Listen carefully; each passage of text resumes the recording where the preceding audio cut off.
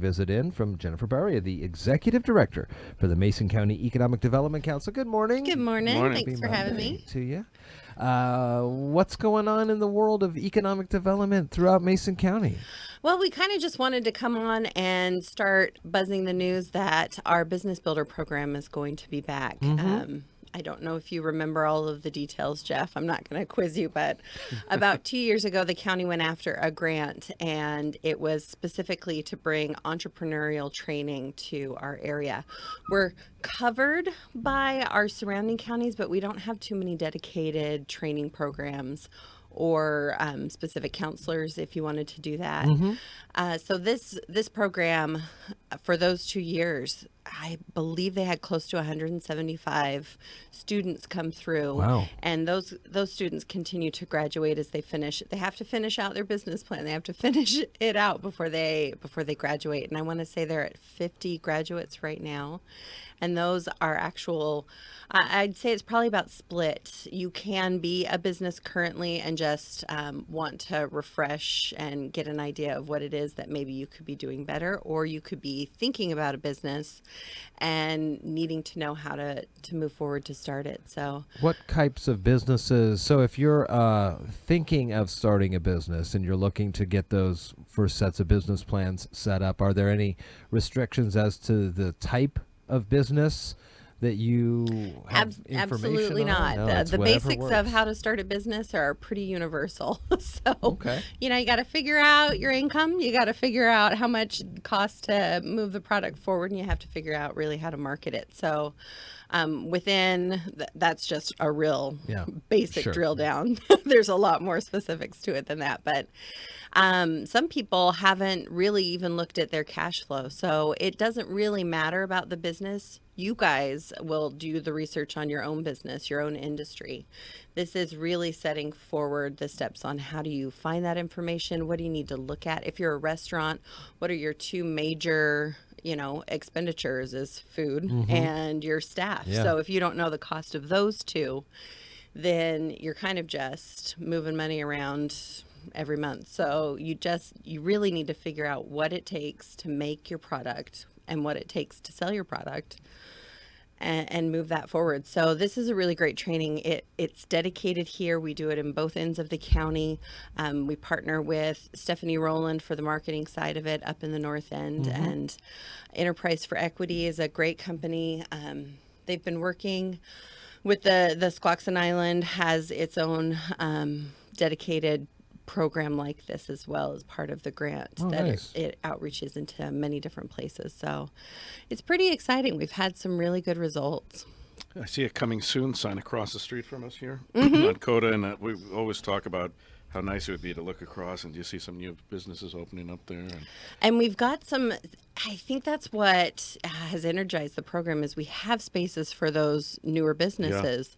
When you talk recruitment, our storefronts aren't the right size for recruitment for retail. So when you're looking at our downtown area, when you're looking at, that character of our community, it's going to be our local people starting their businesses or expanding their businesses or figuring out where they need the foot traffic and moving to a better area.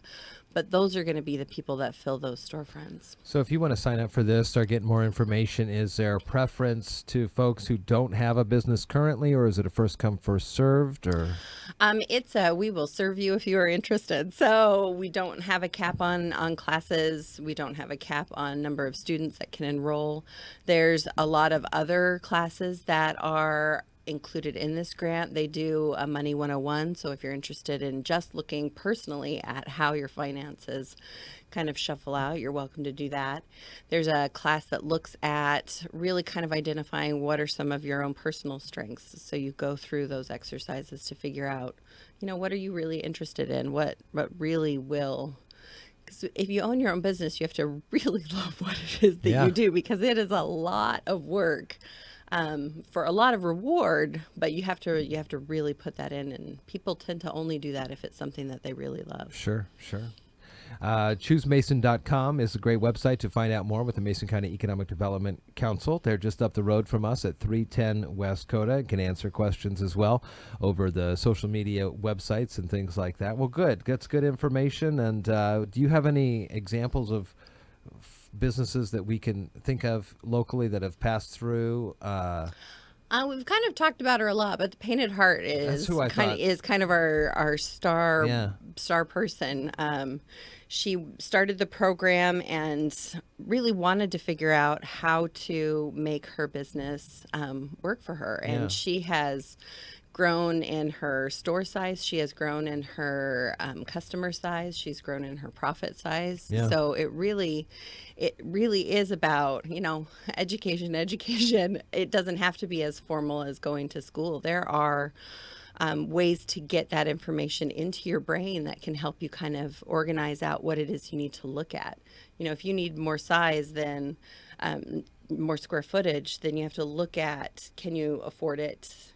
Is your product priced right? If you're undercutting even other people in that market, then you need to be increasing your price. You're undervaluing your product. So looking at how to do that research, some of us don't think, down the logical steps of how you need to do research. You just think, oh, well, this is great. This is how long it took me to make.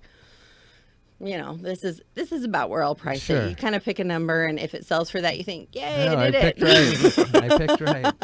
And Nicole Frazier from My Painted Heart, and she's got a real unique model for the Shelton area. I mean, there's not a huge demand for 15,000 T-shirts of one kind, but the fact that she can do these one-offs that are really catered to different groups and organizations and you things call her up quickly. And you say, I had a dream. This is what I saw, and I know it's going to be amazing. So are those the types of things that the teacher would say, yeah, that's a great idea.